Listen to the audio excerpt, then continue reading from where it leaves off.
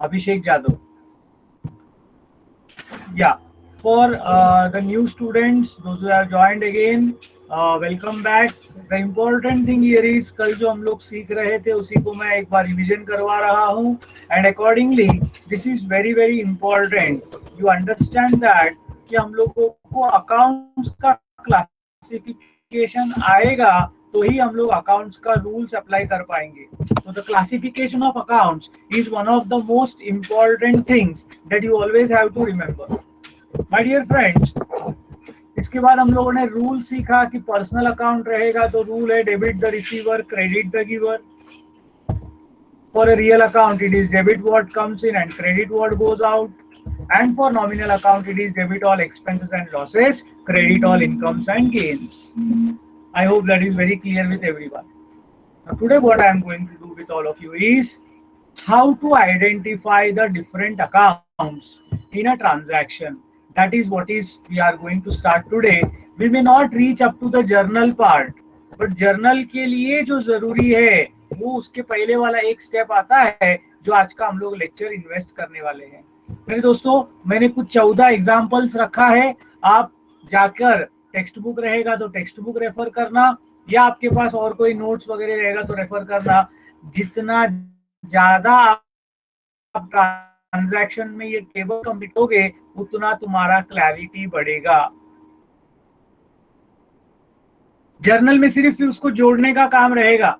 मेरे दोस्तों, जर्नल में सिर्फ लास्ट काम रहेगा. ये जो प्रोसेस हम लोग टेबल में सीखने वाले हैं that is going to be the key aspect. So my dear friends, क्या है ये table? That is I have written down some transactions. We have to find out what are the two accounts which are affected. For those accounts, what effect do you think and what is the reason behind it? So I will go into the typing mode rather than the viewing mode, जहाँ पर मुझे type करना पड़ेगा, इसीलिए I will be doing this part. Everyone ready to share the answers with me? अब जिनको आता है वापस मैं उनसे रिक्वेस्ट करूंगा थोड़ा रुक जाओ. Let us give a chance to the new people who have joined us. क्या बोलते हो? नए लोगों ने डेफिनेटली वो चांस का उपयोग लेना चाहिए एंड दे मस्ट पार्टिसिपेट. अब नया कौन, ये तुम लोग ही जानो. मतलब सिंपल है, बहुत बेसिक ट्रांजैक्शंस लिया है मैंने. आप लोगों को ये सब आता है मैं जानता हूँ, लेकिन फिर भी मेरा काम है सिखाना, तो मैं बेसिक सिखा रहा हूँ. तो जब आता है स्टार्टेड बिजनेस विथ कैश, तो मेरे दोस्तों एक बात अच्छा कॉमन याद रख लेना, 99% of the transactions are done in cash. So one of the accounts affected generally is cash. When it will come to credit transactions, I will tell you credit transaction kaisa hota hai karke. But majority of the transactions are cash. So one account is cash. Now tell me, cash account is a which type of account? Cash account is a which type of account?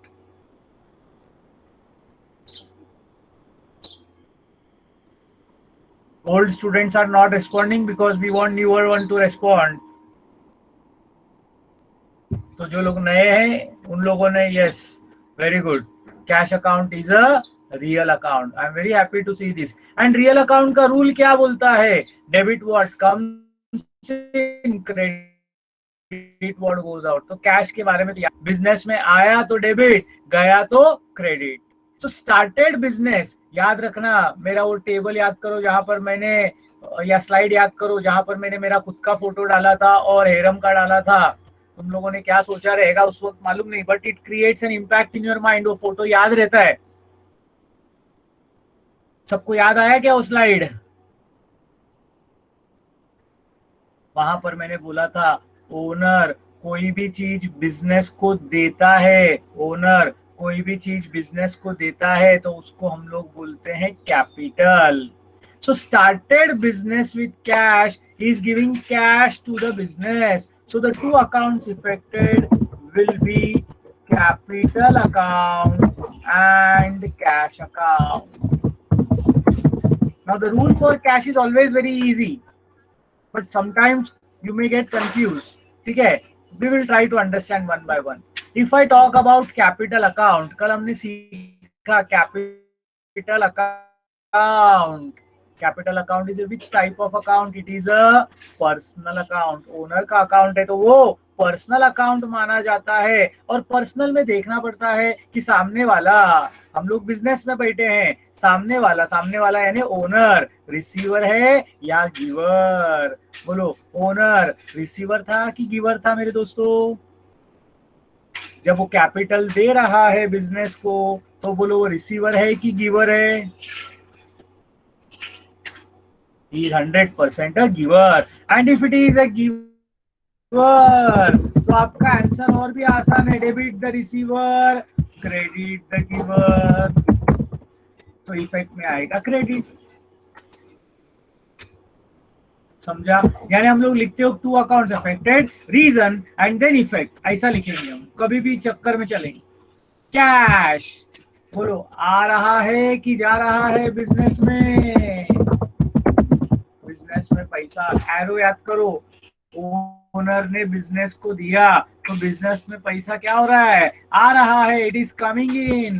Coming in बोला तो debit. पढ़ाई करने का एकदम shortcut भी एक available है, अगर एक क्रेडिट हुआ तो दूसरा डेबिट होना ही है, लेकिन शॉर्टकट में अभी मत जाओ, बाद में चेक कर लेना।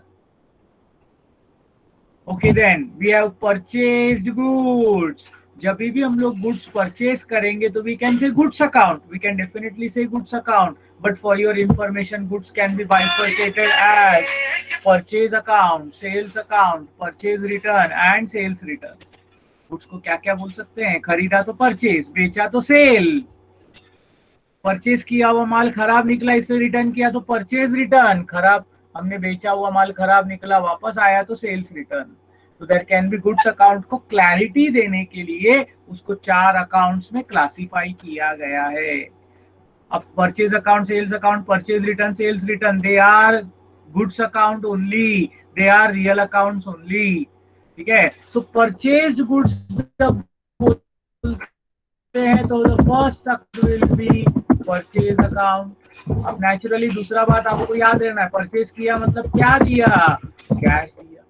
Now both are real accounts my dear friends.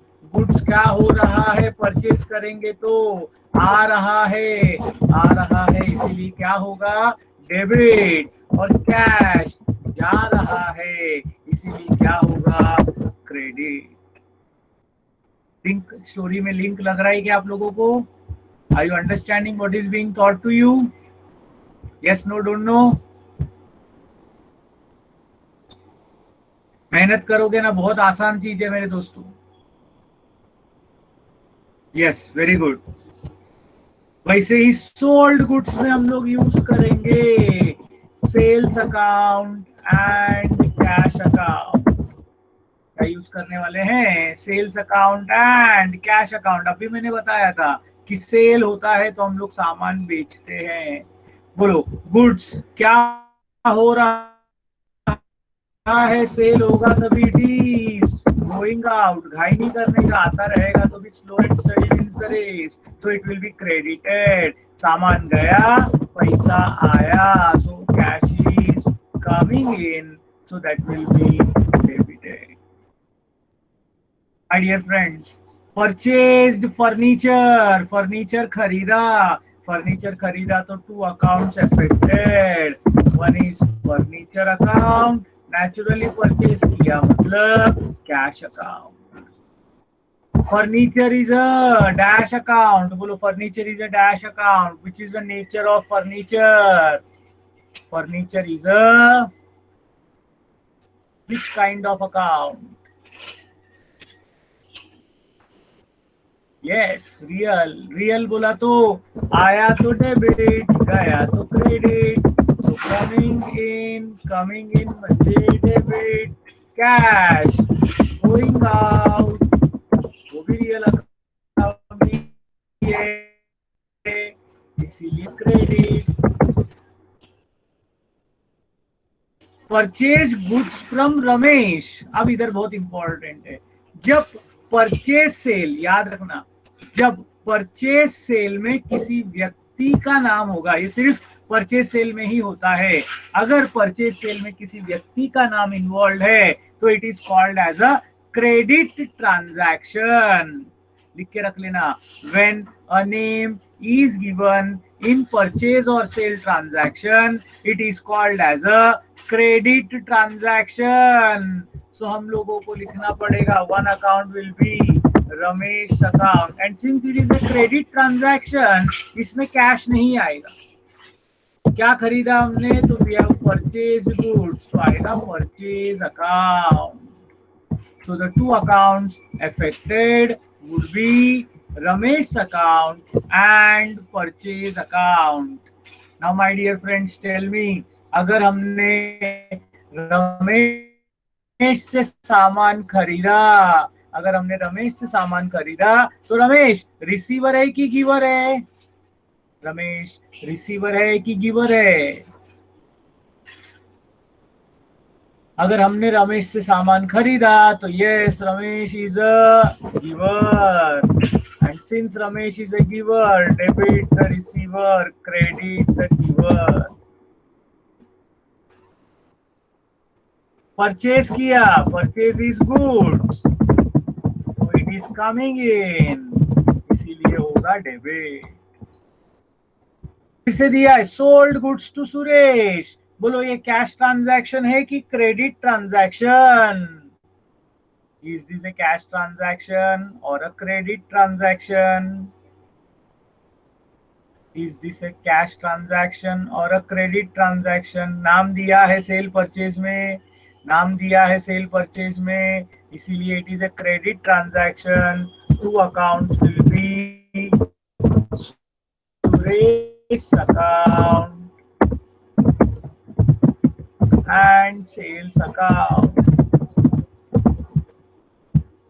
तो सुरेश, हमने सामान बेचा, तो सुरेश गिवर है कि रिसीवर है?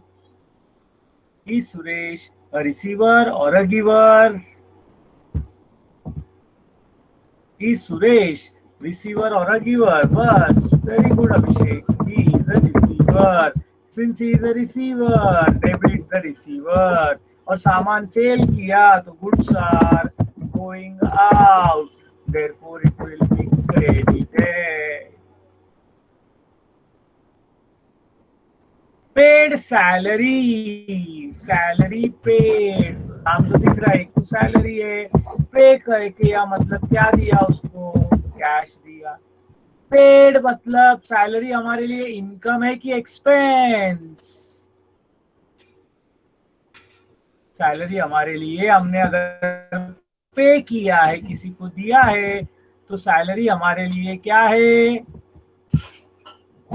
100% एक्सपेंस. इनकम कैसे होएगा बेटा? आप पैसा देते हो तो आपको थोड़ी पैसा आता है, आपके जेब में से पैसा जाता है. तो एक्सपेंस रहेगा तो नॉमिनल अकाउंट का रूल बोलता है debit all expenses and losses.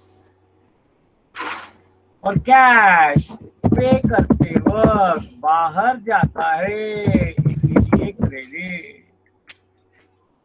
Friends एकदम जरूरी है, मैं अगर आप लोग के लिए सॉल्व कर रहा हूं तो it's just because I don't want you to be confuse.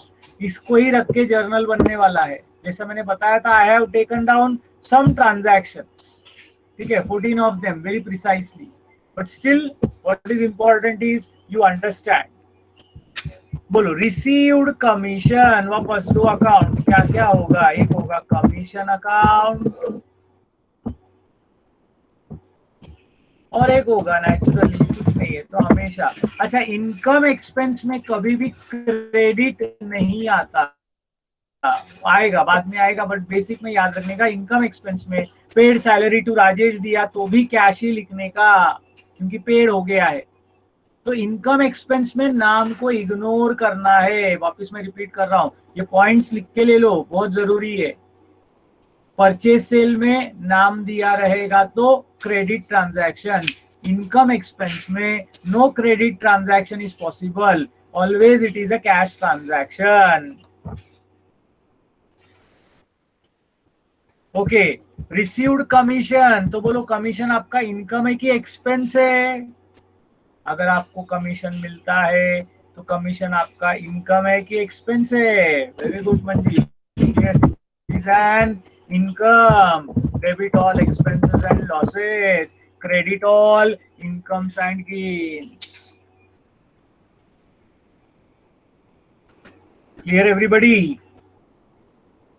Cash बोलो, कैश रिसीव होते वक्त आ रहा है, it is coming in, because it is coming in it will be debited. Next हमको दिया है withdrawn cash for personal use, withdrawn cash for personal use. My dear friends, withdrawn यानी वापस मेरा फोटो आपको याद आना चाहिए, हेरम का फोटो याद आना चाहिए। अब विड्रॉन यानी बांड, बिजनेस से ओनर के तरफ जाता है। तो हमने एक अकाउंट का नाम सीखा था, क्या था मेरे दोस्तों वो? Which is the name of the account which is used when cash is withdrawn? Business से कोई भी चीज घर पे जाता है। Yes, very nice. इसीलिए वो सब डायग्राम्स बहुत इंपॉर्टेंट है, ड्राइंग्स। और क्या लेके गया मैं? कैश। क्या लेके गया मैं? कैश। बोलो, अगर ओनर ने बिजनेस से पैसा लेके गया, इजी है रिसीवर और इजी है गिवर? इजी है रिसीवर और इजी है गिवर? ओनर अगर बिजनेस से पैसा उठा के लेके गया तो he is a receiver, debit the receiver, credit the giver. और बिजनेस के नजरों से कैश क्या हो रहा है? Cash is going out, going out मतलब इट विल बी क्रेडिटेड। समझ में आ रहा है सब लोगों को? फ्रेंड्स, ये बेस है, इसके ऊपर ही पूरा बुक कीपिंग का दुनिया खड़ा है। मैं बोलता हूँ ये चार्ट इसके ऊपर ही है। अब आया withdrew goods for personal use. कभी भी ये word personal use, domestic use आ गया, मतलब वहां पर हमेशा आपको दिखेगा ड्रॉइंग्स अकाउंट। अब इस बार फॉर ए चेंज कैश के बदले में ओनर क्या लेके जा रहा है? गुड्स। जैसा समझो ना, आप लोग देखते रहेंगे बहुत सारे जगहों पर, कल्याण में भी सिस्टम चलता है, आगे दुकान पीछे मकान। देखा ही क्या? बहुत सारे बिजनेसमैन हैं जो जहां रहते हैं उसके आगे ही दुकान बना देते हैं। तो अगर ऐसे किसी तुम्हारे दोस्त के घर पे, समझो जिसका दुकान है, तुम गए और उसके मम्मी ने तुमको चाय बना के दिया, नॉर्मल, अपन नॉर्मली कोई घर पे आएंगे तो चाय बना के देते हैं। चाय बनाने के बाद उसके मम्मी ने बोला, अरे उसको बिस्किट लाके दे। वो दुकान से जाता है, बिस्किट लाके देता है तुमको। तो मेरे दोस्तों, क्या किया? बिजनेस में से याद रखना, 1 रुपए का सामान भी आया गया तो लिखना तो पड़ेगा।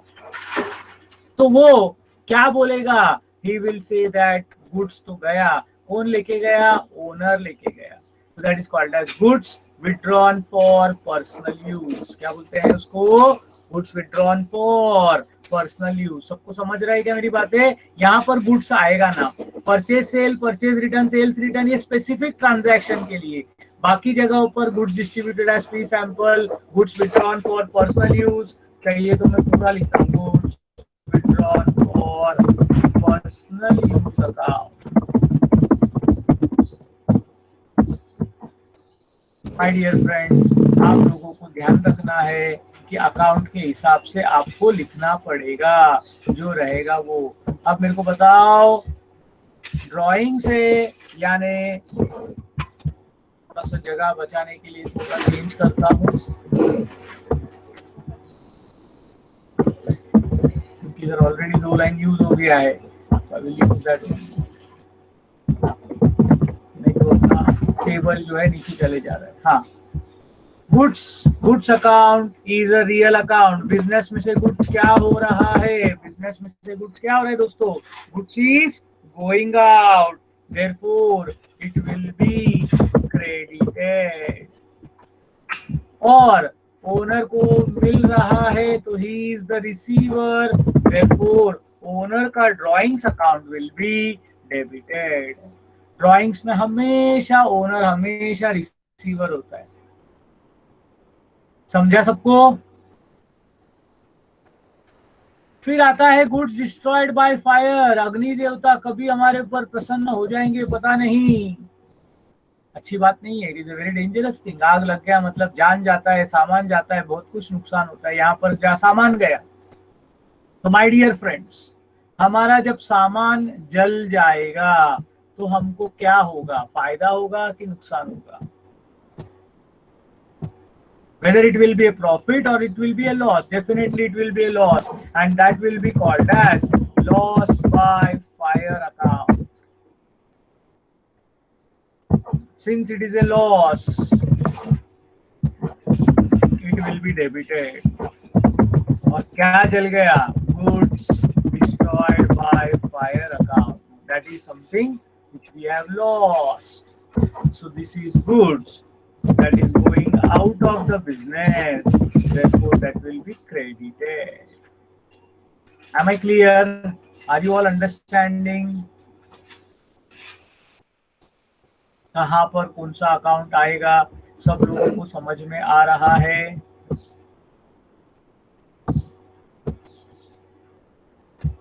Under no point of situation ऐसा होना चाहिए कि सर समझा नहीं करके। ये एकदम बेसिक है, मैं वापस बता रहा हूँ। जितना आप लोग इसको अच्छा से वर्क करोगे उतना तुम्हारा पूरा सब्जेक्ट में क्लैरिटी बढ़ेगा। इसीलिए इसके ऊपर सबसे ज्यादा ध्यान देना। Fine. Goods distributed as free samples. Goods distributed as free samples क्या होता है मेरे दोस्तों? इंडिया में बहुत अच्छा तरीका है अपने आप को फेमस करने का, और वो है फ्री में गुड्स बांटने का। कोई भी चीज तुम मैन्युफैक्चर करते रहोगे, लोगों में अगर तुमको पहुंचना है, you have to reach to the common man, then you have to distribute the goods freely. आदमी ने एक बार गुड्स लिया, हाँ सब लोग करते, see there is no harm unless and until it is not affecting you negatively, there is no harm. तुमको मैं बताता हूँ कि ना अपने देश में you are not even born those days what I am going to talk about, or maybe you might have heard of this, कि ना कपड़ा धोने के लिए एक ही वॉशिंग पाउडर अपने इधर यूज होता था, वो है सर्फ। और हर घर पे सर्फ था, जैसे हर घर पे कोलगेट होता है वैसे हर घर पे सर्फ था। तो एक नया वॉशिंग पाउडर आया, दैट वाज एरियल। आज की तारीख में Ariel is also quite famous. लेकिन those days what the Ariel people did was, वो लोग घर घर गए, घर घर, ठीक है, और एरियल का छोटा सा सैचेट बोला, ये वापर के देखो आप एक बार, please use it once. What happens is, जब हम लोग एक बार यूज करके देखते हैं और अपने को रिजल्ट अच्छा लगता है, तो नेक्स्ट टाइम हम लोग दुकान में, और क्या कर दिया, सारे दुकानों में वो अवेलेबल करके रख दिया। तो नेचुरल दुकान में अपने को याद आता है, उसका मैंने सैचेट लिया था, मेरे को अच्छा लगा था। अब वो प्रोडक्ट था, तो प्रोडक्ट यूज करते वक्त, या खाने का चीज रहेगा तो खाने में, हर जगह पे यूज होता है। सबसे ज्यादा फार्मा इंडस्ट्री जो है वो गुड्स फ्री में बांटती है। किसको फ्री में बांटती है वो लोग? फार्मा कंपनीज किसको फ्री में देते हैं?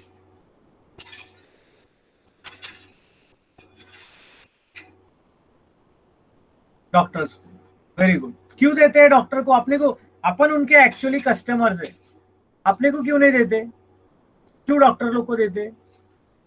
क्योंकि उनका सेल डॉक्टर लोग डिमांड करता है। डॉक्टर ने आपका अगर तबीयत खराब है आज के तारीख में दोस्तों, और डॉक्टर ने प्रिस्क्रिप्शन लिख के दिया ये दवाई लो, तो क्या आप वो दवाई लेने वाले हो कि नहीं लेने वाले? विल यू टेक दैट और will you not take that? 100% you are going to take that.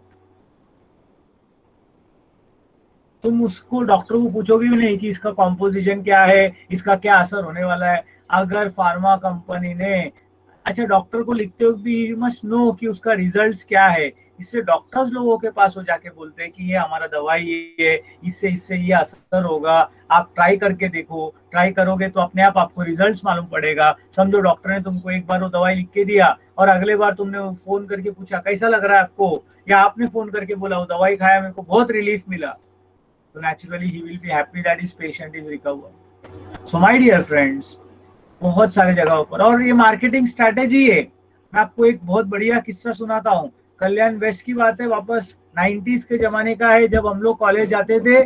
Shivaji चौक के उधर एक नया कपड़े का दुकान खुला, शर्ट का दुकान खुला, ठीक है। अभी मैं बताता हूँ आपको लोकेशन, रामदेव होटल, अगर आपको मालूम रहेगा, रामदेव होटल के आजू बाजू में ये नया कपड़े का शॉप खुला था। और उसने एक एडवर्टाइजमेंट करते वक्त डाला था कि पहला दिन फर्स्ट डे जो एक शर्ट लेगा उतने रुपए का शर्ट फ्री, मतलब आप 300 रुपए का शर्ट लो तो 300 वाला शर्ट फ्री।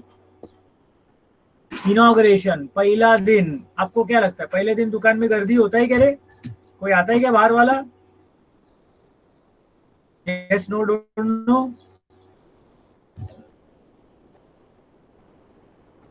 पहला दिन एक्चुअली बाहर का कोई नहीं आता है, क्योंकि अपने को पता नहीं हो दुकान कैसा है, सामान कैसा है। लेकिन ये बंदे ने जो स्कीम डाला एक पे एक फ्री, मैं बताऊं, वो रामदेव होटल से लेके शिवाजी चौक से लेके कल्याण स्टेशन तक लाइन लगा था। बोलो क्यों? एक पे एक फ्री था। अपना कल्याण वाले लोग बहुत भारी लोग हैं, उनका हिसाब ही अलग चलता है। 500 का शर्ट, 500 रुपए में 2 शर्ट मिला, मतलब 250 में एक शर्ट। अपन बहुत लॉजिक सोचते बाबा, इतना तो दिमाग वो दुकानदार। फर्स्ट डे उसका दुकान खाली हो गया, शाम को 7-8 बजे उसको शटर डाउन करना पड़ा, उसका माल संपल। अरे फ्री सैंपल्स का तो किस्से किस्से। मैं एक बार ऐसे ट्रैवलिंग कर रहा था, दादर स्टेशन में खड़ा था ऐसे ही, I was going to Bombay और returning somewhere, I saw this. Godrej company ने गोदरेज कंपनी ने एक सॉफ्ट ड्रिंक लॉन्च किया था। अभी तुम लोग, अभी तो कोरोना का टाइम है तो I don't know, even other times, how many of you have visited Dadar station rush hours में? बहुत सारे जनों ने देखा है। वाह, कैसा एकदम खाली खाली रहता है ना, मस्त एकदम।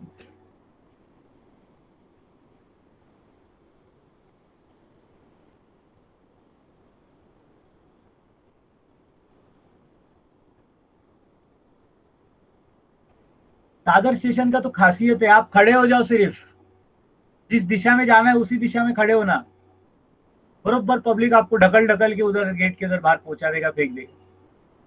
चलने का भी जरूरत नहीं है, उतना गर्दी रहता है उधर। तो दादर स्टेशन में ये कंपनी वाले लोग ने, गोदरेज कितना बड़ा ब्रांड नेम है, लेकिन गोदरेज का कोई सॉफ्ट ड्रिंक आप लोगों ने नाम सुना भी नहीं होगा। तो उनको लॉन्च करना था, तो उन्होंने एक काउंटर रखा और काउंटर पे ऑब्वियसली फ्री में बोला आके पी के जाओ एक ग्लास। अब पब्लिक पुकट, इतना गर्दी में बोला चलो फ्री में मिल रहा है।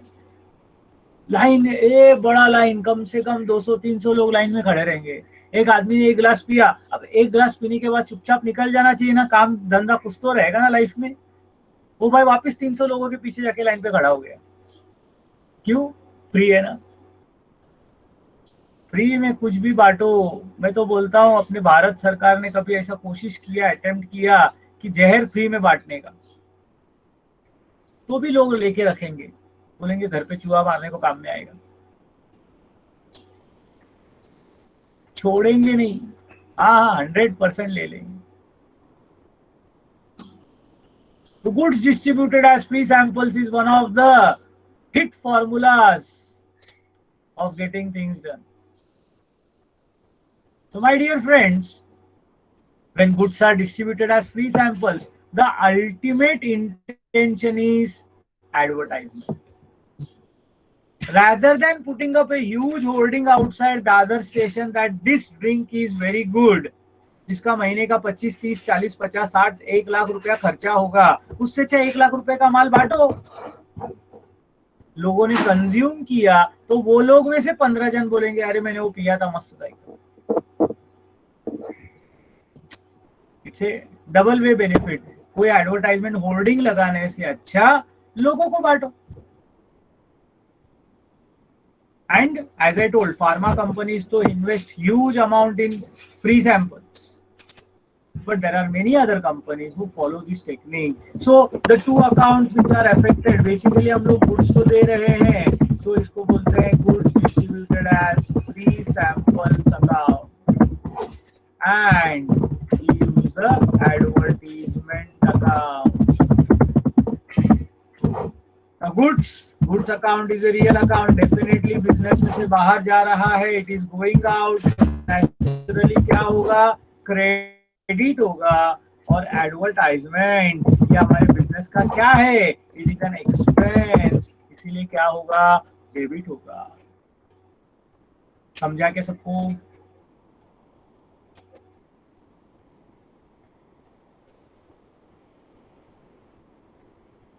एकदम सिंपल लॉजिक है।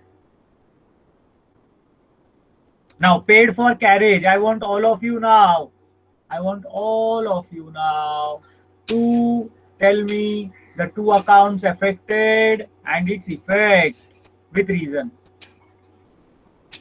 पहला टू अकाउंट्स इफेक्टेड से स्टार्ट करते हैं।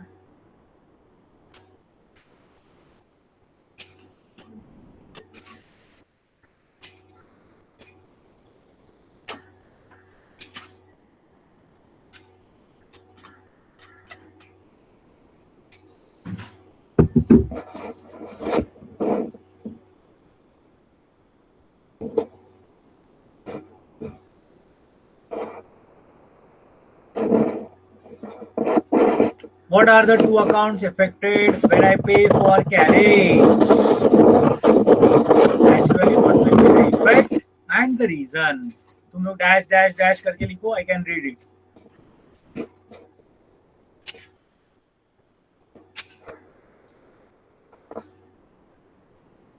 ट्रांसपोर्टेशन नहीं आएगा बेटा, कैरेज अकाउंट आएगा। It's simple, carriage account. Transportation बोल सकते हो बट उसका नाम दिया है कैरेज, तो कैरेज ही लिखने का। तो carriage account and cash account, very good, yes. अब carriage account is a which type of account? तो it is a nominal account. और क्या है वो हमारे लिए? इनकम है कि एक्सपेंस है? It is definitely our expense. Because it is our expense, it will be debited. And when we talk about cash, yes, cash is a real account. It is going out, so it will be credited. Perfect. Very good. Now when we talk about deposited cash into bank, bank में जाके पैसा जमा किया, so what are the two accounts affected? The two accounts affected are basically bank account and cash account. मेरे को सोच समझ के बताना। Bank account is a dash account, bank account is a dash account, bank account is a dash account.